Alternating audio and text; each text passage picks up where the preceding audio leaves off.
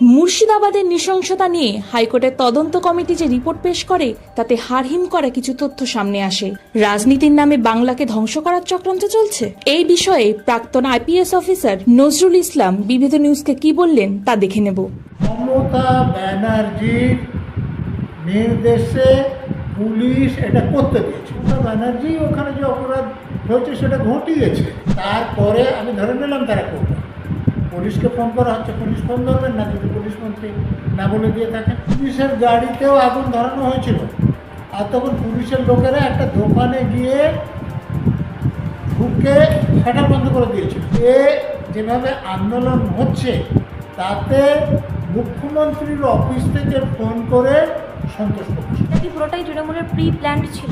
যে স্থানীয় যে এমএলএ তিনিও এসেছিলেন, দেখে সেটা প্রতিরোধ করার জন্য চেষ্টা করেছেন বা পুলিশকে বলেছেন বা প্রশাসনকে বলেছেন, সেরকম রিপোর্টে না। ক্যাবিনেট মন্ত্রী প্রকাশ্য মিটিংয়ে বলছিলেন যে আগে জেলাগুলোকে টাইট দিই, তারপরে কলকাতাকে টাইট দেবো। তারা এসে এরকম ঘর বাড়ি পোড়াবেন, জামা কাপড় পোড়াবেন, বাড়িতে আগুন লাগিয়ে দিয়ে জলের পাইপ লাইন কেটে দেবেন যাতে করে ওই জল দিয়ে আগুনটা না নেভাতে বের করবেন। এতে ওই যে বাবা এবং ছেলেকে বাড়ি থেকে বের করে কুড়োল দিয়ে কুপিয়ে শুধু খুন করা হয়। তারা যে মারা গিয়েছে আর বেঁচে উঠছে না এটা দেখার জন্য সেখানে লোক রাখা হয়। মধ্যে মুর্শিদাবাদ নিয়ে যে রিপোর্ট সামনে আসছে তাতে একেবারে স্পষ্ট করে উল্লেখ করা যায় তৃণমূল নেতা মেহবুব আলম তার নেতৃত্বে এই হামলা সেখানে হয়েছে। স্থানীয় কাউন্সিলর তিনি সেখানকার, তার মদতেই এই হিংসার পরিবেশ সেখানে সৃষ্টি হয়েছে। কি বলবেন? এটা আপনাদেরকে নতুন লাগছে কিছু? আচ্ছা, আপনার এই যে যারা বৈধভাবে চাকরি পেয়েছিলেন, কোর্টে তাদের চাকরিটা বাতিল হয়েছে সুপ্রিম কোর্টে কত তারিখে নেয়? 3 এপ্রিল। তো 3 এপ্রিলের পর সেটা নিয়ে আন্দোলন হচ্ছিল। তো সেটা যেহেতু যারা বৈধভাবে চাকরি পেয়েছিল, চাকরি যাওয়াতে তাদের কোনো দোষ নাই। দোষ ছিল কাদের? মমতা ব্যানার্জি, মমতা ব্যানার্জি শিক্ষামন্ত্রী, পার্থ চ্যাটার্জির অধীনে এসএসসি বা বোর্ড তাদের যে পদাধিকার ছিল তাদের মধ্যে একজন ইতিমধ্যে ভাইস চ্যান্সেলর হয়ে গিয়েছিল তাদের। তো তাদের বিরুদ্ধে আন্দোলন হলে তাদের দুর্নীতির কথা লোকে জানতে পারছিল, সেটা থেকে নজর ঘোরানোর দরকার ছিল। দ্বিতীয়ত, মমতা ব্যানার্জি ইন্ডিয়া জোটে নিজের শক্তি প্রদর্শনের ব্যাপার ছিল যে আমি খুব ভালোভাবে আন্দোলন করতে পারি। এর ফলে মুর্শিদাবাদের যে ঘটনা ঘটেছে, দেখুন 8 তারিখে প্রথম ঘটনা ঘটেছে। কীরকম ঘটেছিল? ন্যাশনাল হাইওয়ে বন্ধ করা হয়েছিল, সরকারি সম্পত্তি নষ্ট হয়েছিল। সরকারি সম্পত্তি মধ্যে পুলিশের গাড়িতেও আগুন ধরানো হয়েছিল, আর তখন পুলিশের লোকেরা একটা দোকানে গিয়ে ঢুকে শাটার বন্ধ করে দিয়েছিল। এরপরে আর একটা কথা আপনাদের মনে আছে, রাজ্যের একজন ক্যাবিনেট মন্ত্রী প্রকাশ্য মিটিংয়ে বলছিলেন যে আগে জেলাগুলোকে টাইট দিই, তারপরে কলকাতাকে টাইট দেবো। তিনি এটা বলছিল বলে আপনারা কি শুনেছেন? যে যেভাবে আন্দোলন হচ্ছে তাতে মুখ্যমন্ত্রীর অফিস থেকে ফোন করে সন্তোষ প্রকাশ করা হয়েছে, শুনেছেন? তো সেই মন্ত্রীর বিরুদ্ধে কোনো ব্যবস্থা নেওয়া হয়নি যে আপনি কেন মিথ্যা কথা বললেন। তার মানে মুখ্যমন্ত্রী ফোন করে সন্তোষ প্রকাশ করেছিলেন বা কাউকে দিয়ে করিয়েছিলেন। তো ন্যাশনাল হয়ে বন্ধ থাকছে, সরকারি সম্পত্তি নষ্ট হচ্ছে এবং পুলিশের গাড়ি পুড়ছে, তারপর পুলিশ মন্ত্রী সন্তোষ প্রকাশ করছেন। এটা কি প্রকাশ করে? মানে এটা কি পুরোটাই তৃণমূলের প্রি প্ল্যান্ড ছিল?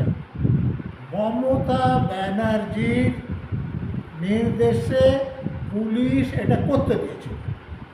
8 তারিখে আমি যেটা বলছি। তো তার পরবর্তীকালে আপনারা দেখুন যে রিপোর্টের কথা যেটা বলছে, রিপোর্ট কিন্তু হাইকোর্ট এখনো প্রকাশ করেনি এবং এই যারা রিপোর্ট দিয়েছে তাদের হাইকোর্টে নিযুক্ত করেছিলেন। তাদের মধ্যে ন্যাশনাল হিউম্যান রাইটস কমিশনের রেজিস্টার ল আছেন, আমাদের এখানকার যে legal service authority member secretary আছেন এবং কলকাতা হাইকোর্টের রেজিস্টার লিগ্যাল সার্ভিস আছে। তো তো তারা যে রিপোর্ট দিয়েছেন, আপনি যার নাম করে বলছেন সেটা 11 তারিখের কথা রিপোর্টে বলা আছে। তো 11 তারিখে আপনি যার নাম বলছেন তিনি আগে কাউন্সিলর ছিলেন, তার স্ত্রী এখনও কাউন্সিলর, তিনি একসময় ওখানকার চেয়ারম্যানও ছিলেন। তো সেই রকম ব্যক্তি যাদেরকে সঙ্গে নিয়ে এসেছেন তারা ঘরবাড়ি পুড়িয়েছেন, এবং বেদবনা গ্রামে কটা বাড়ি পুড়িয়েছে বলছে? 113টা। তারপরে শুধু তাই বলেনি, যে স্থানীয় যে এমএলএ তিনিও এসেছিলেন, দেখে সেটা প্রতিরোধ করার কোনো চেষ্টা করেছেন বা পুলিশকে বলেছেন বা প্রশাসনকে বলেছেন, সেরকমও রিপোর্টে নাই। কিন্তু এমএলএ এসেছিলেন, দেখেছেন, আবার ফিরে গিয়েছেন, সেটা বলছেন। তার মানে এটাও বলছেন যে পুলিশকে বারবার ফোন করা হচ্ছে, পুলিশ ফোন ধরেনি।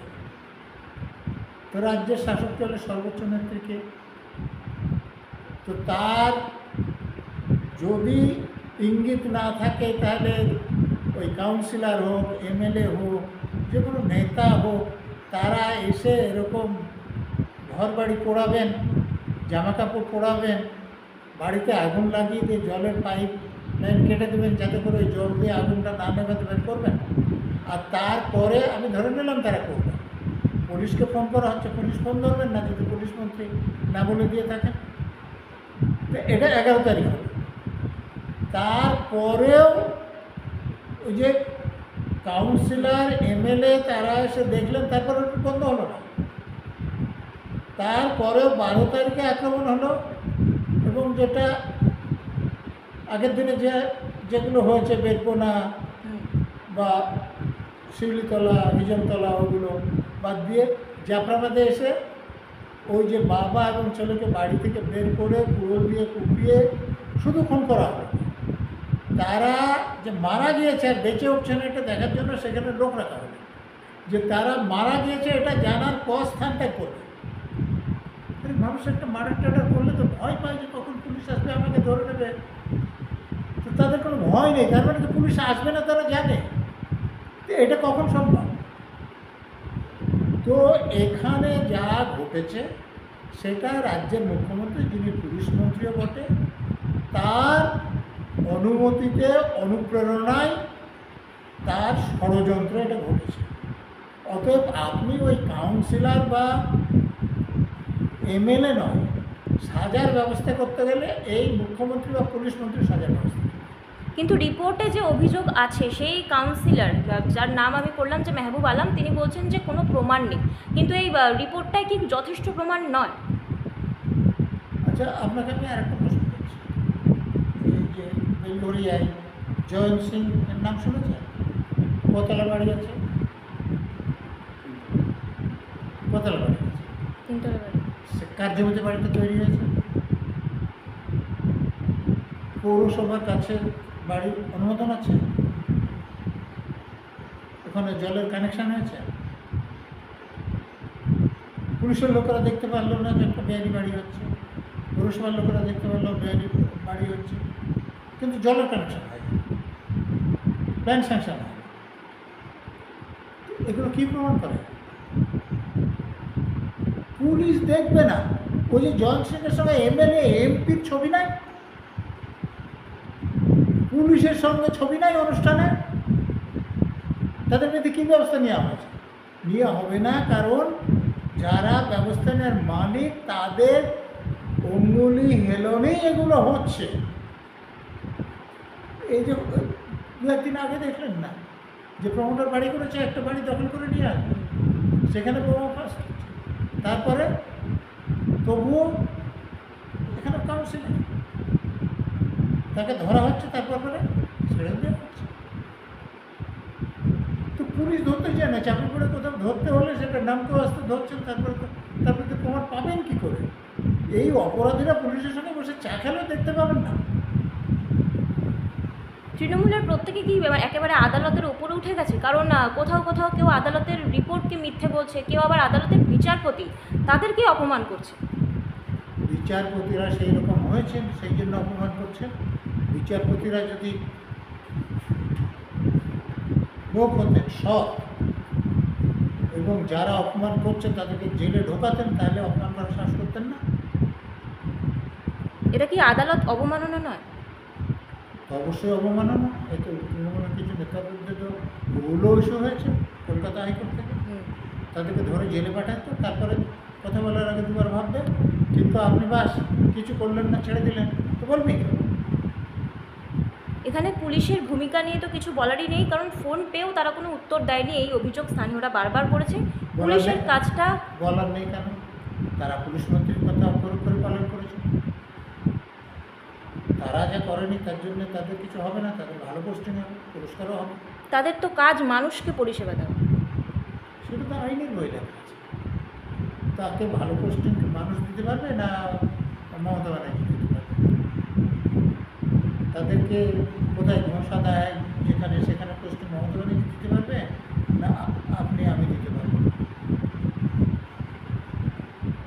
পেহেলগাঁওয়ে যেভাবে হিন্দু মহিলাদের চিহ্নিত সিঁদুর দেখে চিহ্নিত করে তাদের স্বামীদের মারা হয়েছিল, ঠিক এভাবেই মুর্শিদাবাদেও মন্দিরের ওপর হামলা করা হয়, হিন্দুদের ওপর হামলা করা হয়। প্রধানমন্ত্রী অপারেশন সিঁদুরের মাধ্যমে তার মোক্ষম জবাব দিয়েছে। কিন্তু মুর্শিদাবাদের মতন ঘটনায় আমরা কি এরকম কিছু আমাদের মুখ্যমন্ত্রী থেকে আশা করতে পারি? কারণ তৃণমূল তো নিজেই যুক্ত, যা রিপোর্ট বলছে। না, আপনি কী আশা করতে পারেন? কী আশা করতে চাইছেন সেটা? আমি তো বলছি যে মমতা ব্যানার্জি ওখানে যে অপরাধ হয়েছে সেটা ঘটিয়েছে, তো তার কাছ থেকে আপনি কী আশা করবেন? তিনি নিজেকে অ্যারেস্ট করে বলবেন যে আমাকে জেলে পাঠাও, বলবেন কি? তাহলে কিছুই আশা করতে পারেন না।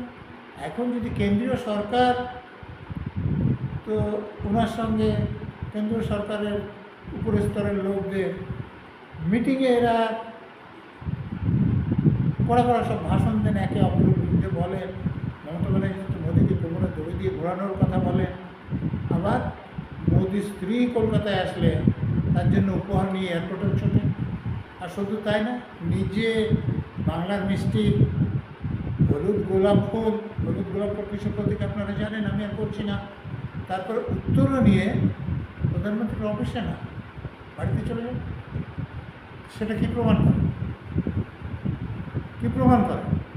যে ওই বাইরে ওনাদের সঙ্গে সমঝোতা আছে যে আপনার বিরুদ্ধে আমি বলবো, আপনি আমার বিরুদ্ধে বলুন, কিন্তু আমরা ঠিক আছে।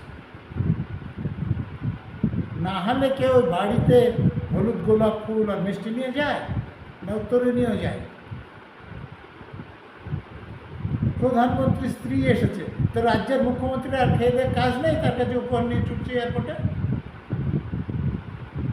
তার মানে কতটা সম্পর্ক ভালো রাখতে চায় এবং এদের সম্পর্ক কতটা ভালো আপনারা চিন্তা করুন। তাহলে কী করে ব্যবস্থা হবে?